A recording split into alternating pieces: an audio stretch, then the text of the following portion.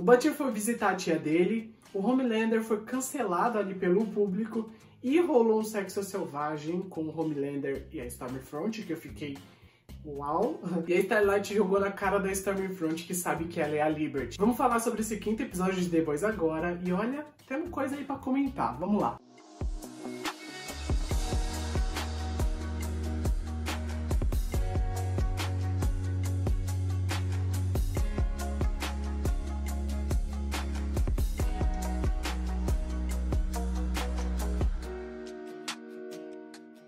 Ei pessoas, eu sou o Matheus e no vídeo de hoje a gente vai falar sobre o 5º episódio de The Boys. Estamos no especial The Boys, onde eu tô comentando todos os episódios dessa 2ª temporada. Então se você tá me acompanhando, você já sabia disso. Se você não está me acompanhando, teremos vídeos aqui toda semana, então fiquem atentos. É isso aí. Se você é novo por aqui, se inscreve no canal, no botão vermelho. Se você já me conhece ou se você é novo também, clica no botão do like que me ajuda demais. Então, like, botão vermelho, um do lado do outro, isso me ajuda demais. E também não se esquece de comentar lá embaixo a sua opinião sobre esse episódio e suas teorias pro próximo. Coloca lá que eu quero muito ler.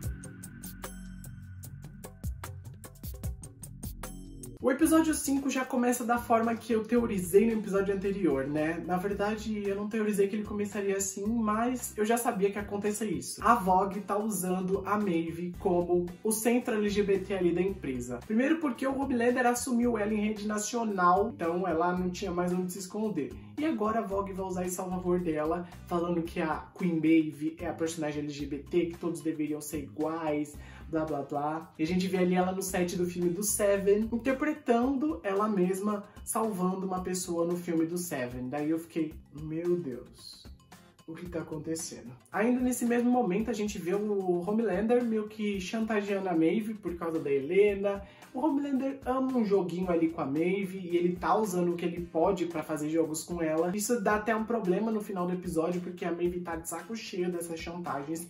E ela vai até falar com o Profundo lá na igreja, que já eu vou comentar, mas ela vai pedir um favor pra ele e, olha, eu já imagino que vai dar alguma coisa no próximo episódio por causa disso. E agora, falando do Profundo, ele acaba se casando ali na igreja Collector, e a gente vê ali aquele pastor meio estranho, meio que fazendo ele de cara da igreja, né? Eu tô um pouco assim, pensativo sobre o que tá acontecendo nesse enredo do Profundo, porque ele está se aliciando a uma igreja. E isso até me faz questionar que a igreja tá meio que fazendo uma lavagem ali no Profundo, né? Principalmente porque ele tá desestabilizado depois que ele saiu do Seven, né? Que ele teve que sair forçadamente do Seven e ele não queria. Então, até mesmo quando a Maeve vai lá falar com ele, eu acho que vai rolar uma troca entre os dois, de ela ajudar ele a voltar pro Seven e ele ajudar ela com alguma coisa. Então vai fazer muito sentido isso acontecer. E eu ainda acho que depois de tudo que tá acontecendo com o A-Train, o Profundo e ele se unam pra, sei lá, se converter pra essa igreja e tentar voltar pro Seven juntos, ou alguma coisa do tipo, não sei muito bem, mas eu acho que os dois vão ainda ter arco juntos, faz muito sentido na minha cabeça, já que os dois meio que estão sendo renegados pelo Seven. Curti também aquele comercial que o Profundo fez pra igreja, que eu fiquei, meu Deus, essa igreja tá fazendo alguma lavagem muito profunda na cabeça do Profundo. Entenderam a referência? Porque é muita doideira. E esse também foi um episódio que a gente viu o Homelander sendo cancelado na internet. Esse episódio tratou muito sobre a política do cancelamento. E a gente viu um vídeo dele que vazou, né? A Ashley, em um certo ponto do episódio, mostra pra ele um vídeo que vazou na internet, onde ele mata um daqueles super terroristas e aí ele acaba acertando o inocente quando ele mata. Então, esse vídeo viralizou, todo mundo viu, então eles estão meio que culpando o Homelander pela morte de um inocente, e o Homelander, como sempre, cagando pra tudo, mas ele fica meio puto internamente, principalmente quando ele vê que ele tá sendo cancelado. Antes disso, ele só fica tipo, ok. A Ashley mesmo fala pra ele que o Stan Edgar vai resolver isso, que ele não deve se meter, mas o Homelander é cabeça quente e ele se mete. Então ali depois ele vê um monte de memes com a cara dele, zoando a cara dele. Ele não fica muito bem com essa situação e vai até um dos protestos que a Victoria Newman tá fazendo ali contra a Vogue, contra ele. Um protesto focado em acabar com a imagem da Vogue, porque a gente sabe que a Victoria Newman não é aquela pessoa que gosta muito da Vogue. Ela tá tentando de todas as maneiras desmascarar a Vogue pelo composto V e também desmascarar o Seven. Então ela tá fazendo de tudo nesse meio tempo. E o Homelander aparece nesse mesmo protesto. E a gente tem uma das melhores cenas da temporada, que foi a cena onde eu fiquei realmente muito arrepiado. Onde a gente vê o Homelander dilacerando todo mundo ali no protesto. Ele pega assim a visão de raio laser dele e vai passando, paf, paf, paf. E aí eu falei... Meu Deus, a partir daqui a temporada vai ter uma ruptura gigante, porque Homelander matou um monte de gente em praça pública. Vai dar merda, vai dar merda. Mas não deu merda, por quê? Porque era tudo da cabeça dele, ele tava só imaginando. Nesse ponto eu até falei assim, talvez o Homelander esteja mudando, ele não tá sendo tão impulsivo. Eu acho que ele teve uma evolução nessa temporada, até então, porque ele não tá tão impulsivo quanto ele era antes. Mas eu ainda continuo um pouco com medo do que pode acontecer, principalmente por causa desse cancelamento dele. Enquanto esse enredo do Homelander tá acontecendo, a gente também vê um pouco do set de filmagem ali do filme do Seven, e a gente percebe que a mãezinha da Starlight foi fazer uma visita pra ela, e ela conversa com nada mais nada menos que Stormfront nessa visita. E a Starlight fica mega preocupada, tipo, a racista da Stormfront tá conversando com minha mãe.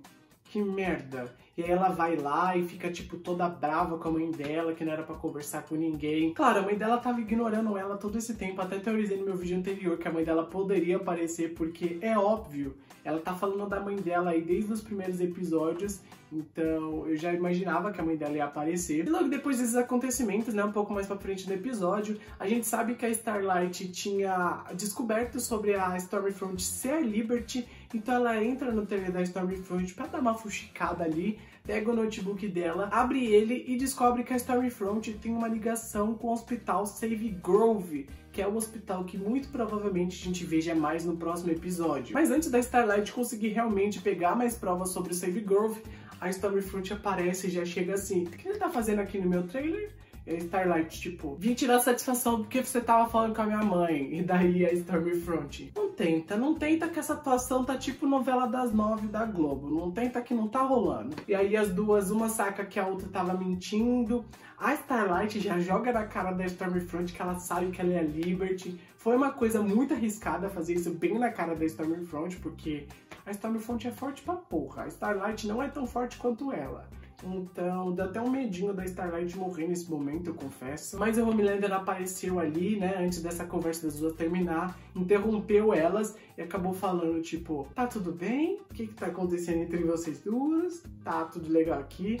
E a Stormfront fala, não, tipo, de boas.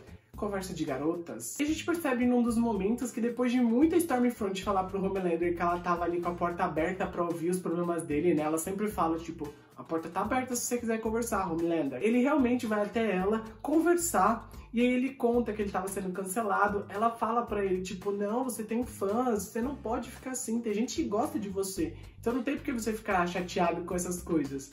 E os dois se entendem num nível, assim, um nível que os dois ali se conectam, que a gente vê aquela cena de sexo selvagem, que eu fiquei, uau, hein? Eu nunca tinha visto.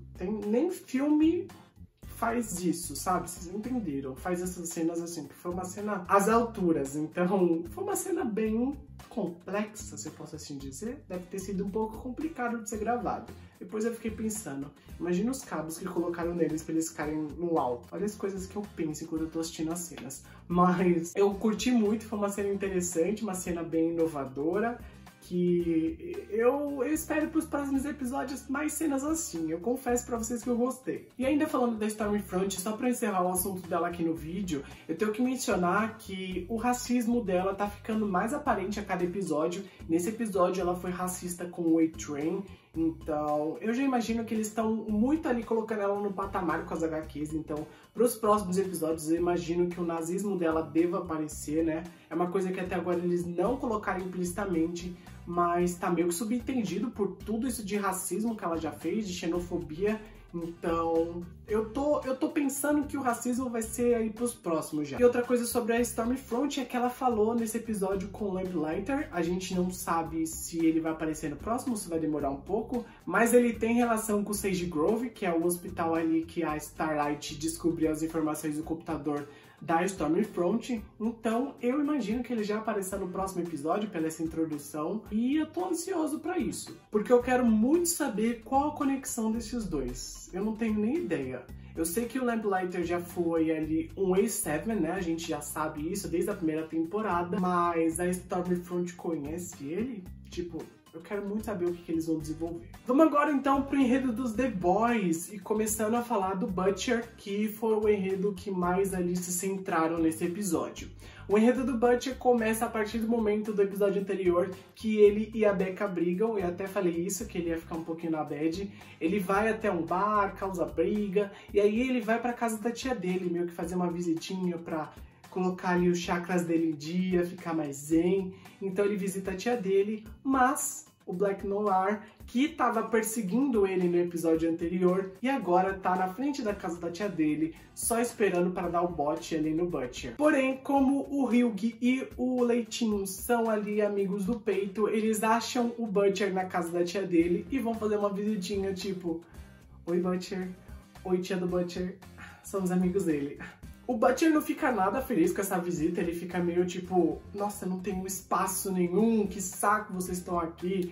E aí ele até tenta sair ali da casa da tia dele, só que ele avista o Black Noir do lado de fora, e todos eles dentro da casa ali da tia fazem uma armadilha pra pegar o Black Noir. E foi uma armadilha bem legal, foi uma coisa muito esqueceram de mim, Macaulay Culkin sente de orgulho deles. Só que o Black Noir, ele é quase que um Homelander um pouco sem rosto, porque ele tem as mesmas capacidades corporais. Então, nada que eles fizeram adianta muito, o Black Noir é quase imparável. E a única solução para eles não serem mortos, o Butcher fala: olha, senhor Stan Edgar, que está me vendo aí pelo traje do Black Noir, se você quiser me matar, ok, mas as informações sobre onde a Becca tá e sobre o Ryan ser um estupro do Homelander vão ser vazadas. Ou você pode me deixar aqui, deixar meus amigos todo mundo em paz, mandar o Black Noir embora e eu fico aqui caladinho. E aí o Stan Edgar fala: Black Noir, zarpa daí. Então o enredo do Butcher e companhia acaba sendo encerrado nesse momento que eles meio que fazem um acordo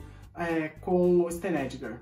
E eu ainda tenho um adendo que é interessante nesse enredo aí do Butcher, que foi que a tia dele falou que o Butcher perdeu um irmão um pouco mais novo, chamado Lane, que era muito parecido com o Hyug, e eu achei legal eles desenvolverem um pouco mais sobre o Butcher, mostrar um pouco mais dessa família dele que a gente também nunca tinha visto, e entender um pouquinho do lado dele, né? Eu acho que nos próximos episódios eles têm mais palco para desenvolver esse personagem. É um personagem que a gente quer saber um pouco do passado, e eu gostei muito de saber que ele já teve um irmão, e que esse irmão parecia muito com o Hyug. Até explica algumas ações que ele tem com o Hyug de ser um pouco grosso. Eu sou grosso com meu irmão, é coisa de irmão ser grosso um com o outro, mas quando a gente precisa ali ser legal um com o outro, a gente também é. Isso já aconteceu até agora nessa temporada com o Hyug e com o Butcher. Tô esperançoso porque eu gosto muito desses dois e quero saber aí o que aconteceu com esse irmão. E o nosso último enredo envolve a Kimiko e o French, que foram os dois personagens um pouco mais apagados nesse quinto episódio. A gente vê a Kimiko ainda superando aquela morte do Kenji, né, nos episódios anteriores.